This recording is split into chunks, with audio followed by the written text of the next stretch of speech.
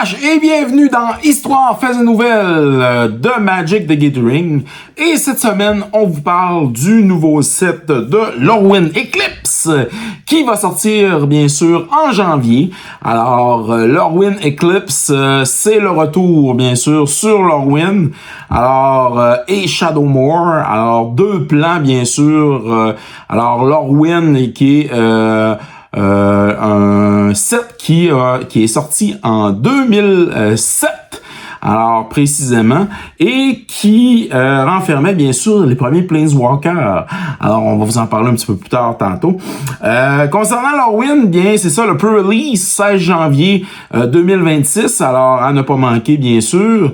Et quand on parle de Lorwyn et du plan original, alors le plane, bien sûr, c'est Lorwyn et Shadowmoor. Lorwyn étant le côté lumineux, hein, le côté un peu plus, justement, éclairé, le côté du jour, on pourrait dire ça comme ça. Et Shadowmoor était le côté, bien sûr, sombre. Alors, le côté, bien sûr, de la nuit et relié un peu plus au côté obscur. Alors, du plan.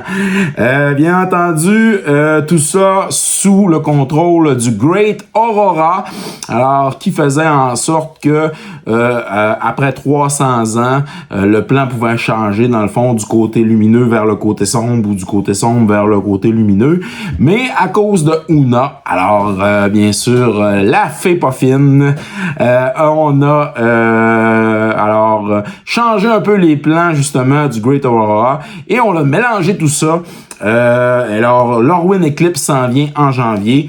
Et bien entendu, on va avoir les deux côtés qui vont être entremêlés alors en même temps. Et ça va nous donner bien sûr des cartes de Magic alors super plaisantes à jouer. Bien entendu, si vous regardez, il y a des Shocklands alors qui vont faire leur retour. Alors dans Lorwyn Eclipse, on parle bien sûr de Hallowed Fontaine, Blood Crypt, Temple Garden pour en nommer quelques-unes.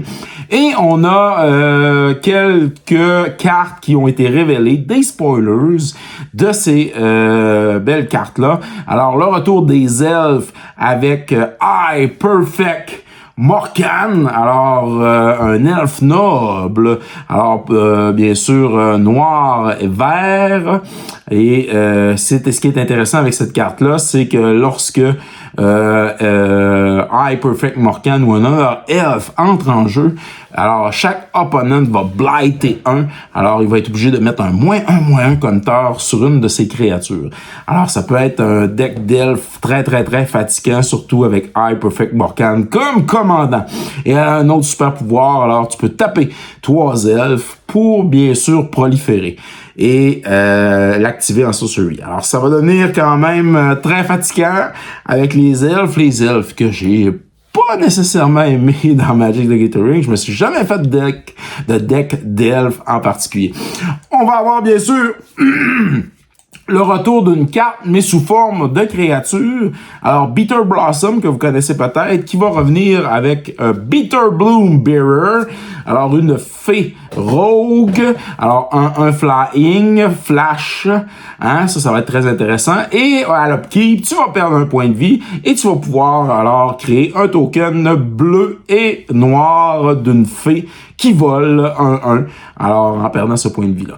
Alors, Bitter Blossom et Bitter Bloom Bearer en même temps, ben là, tu vas te faire une armée de fées qui vont rentrer en jeu et qui vont être très tannants. Alors, les fées font leur retour en janvier 2026, préparez-vous, ça va être bien tannant. Mais alors, on a aussi les Merfolk qui font leur retour avec Lorwyn Eclipse, alors avec Sig, Wonderwine, Wisdom, alors un Merfolk Wizard qui ne peut pas être bloqué, alors qui a 2 de force et 2 d'endurance. Et lorsque c'est grand en jeu, les créatures, dans le fond, qui vont attaquer et qui vont faire des combat damage, vont pouvoir, alors le joueur qui fait des combat damage avec ses créatures, à un joueur ou encore un Planeswalker, va pouvoir piger alors une carte à ce moment-là, ou lorsque Sig va se transformer, parce qu'on peut transformer Sig au début, bien sûr, de la première main phase en payant un blanc, et Sig se transforme en Sig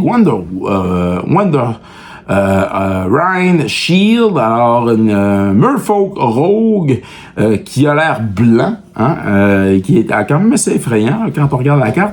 Alors là encore là, il peut pas être justement bloqué. Et lorsqu'on il est transformé en Sig Wonderwine Shield, target créature que tu contrôles ont la protection alors de chaque couleur alors jusqu'à la fin du tour. Alors c'est très intéressant avec Sig et on peut bien sûr à la première main phase le transformer en payant un bleu en Sig Wonderwine. On a aussi Ashling Rekindled, alors les élémentales qui font le retour avec Lorwyn Eclipse. Alors ici Ashling qui fait son retour sous une autre forme, qui peut être transformée elle aussi. Alors, lorsqu'elle rentre en jeu ou qu'elle est transformée, tu peux discarter une carte et piger une carte. Et bien sûr, durant la première main phase, on peut payer un bleu pour transformer Ashling et elle se transforme en Ashling Rhymebound. Alors, 1-3. Et quand elle est transformée, Ashling Rhymebound fait en sorte que durant la première main phase, tu vas pouvoir ajouter 2 mana de n'importe quelle couleur à ta mana pool et tu vas pouvoir payer justement prendre cette mana-là alors pour caster des spells de 4 ou plus en mana cost. Alors, très intéressant. Et bien sûr, on peut la retransformer en Ashling Rekindled à la première main phase en payant un rouge. Alors, elle se retransforme à ce moment-là. Sans oublier, bien sûr, alors... tout le reste des Planeswalkers, est-ce qu'ils vont faire un retour? Quand on parle des Planeswalkers, on parle bien sûr des 5 Planeswalkers originaux, alors qui sont apparus pour la première fois. Alors la première apparition des Planeswalkers dans Magic the Gathering, c'est en 2007 dans Lorwyn. Je sais que je me répète, mais quand même, c'est un fait très intéressant.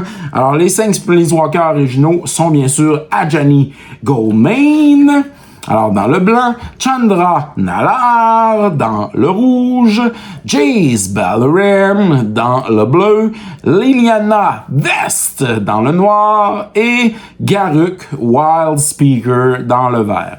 Alors, nos 5 Planeswalkers originales, est-ce qu'ils vont faire un retour dans Lorwyn Eclipse? Je pense que oui. Je mettrais peut-être un petit 2 là-dessus. Pour les faits, alors quelques faits autour de Magic et on va terminer avec ça cette semaine.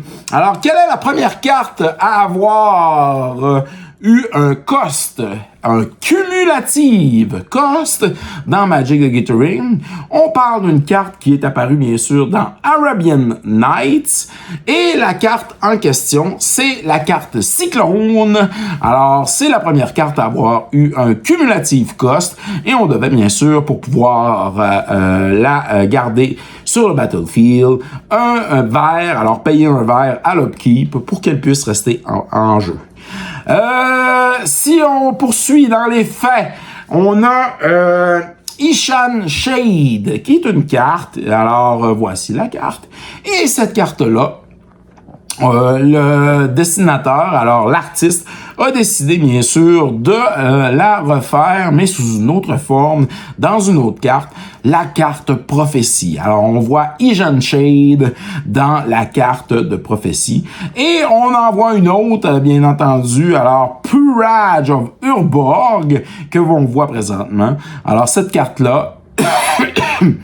Alors, Purage of Urborg, qu'on voit présentement, on la revoit aussi redessinée, alors dans une autre carte, et la carte est la suivante, c'est Song of Blood, où on voit bien sûr le Purage of Urborg.